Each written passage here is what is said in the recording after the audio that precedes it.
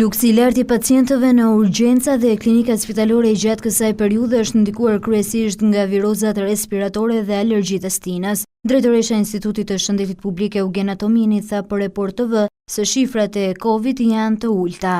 Qarkullimi i virozave të tjera respiratore ka pasur një historik të ngjeshur gjatë këtyre muajve dhe sigurisht po qarkullon edhe infeksionet respiratore virale të tjera ndaj Covid-19.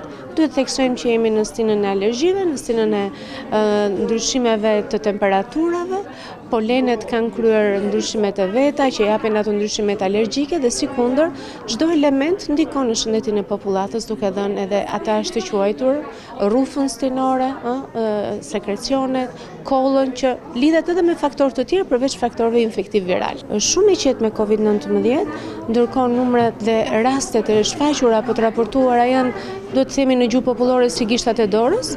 Atomini sqaroi se çdo klinik apo qendër shëndetësore vazhdon të kryejë testime për Covid-19 në rastet kur ka dyshime për praninë e virusit.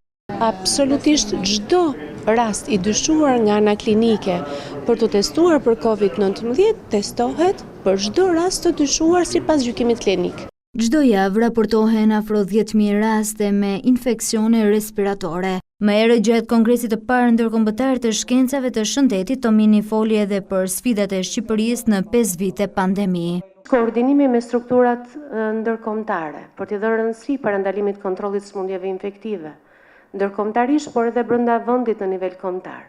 Koordinimi interinstitucional, rëndësia e shëndetit mendor dhe e gjendjeve psikoemocionale të përjetuara nga një pandemi që gjunjëzoi botën, sigurisht forcimi i kapaciteteve në shëndetin publik, kapaciteteve laboratorike që përvijojnë të forcohen, janë mësime të cilat dita ditës po shtojnë rrënjët në themele për të qenë më të parapërgatitur për përgjigje ndaj emergjencave të tjera.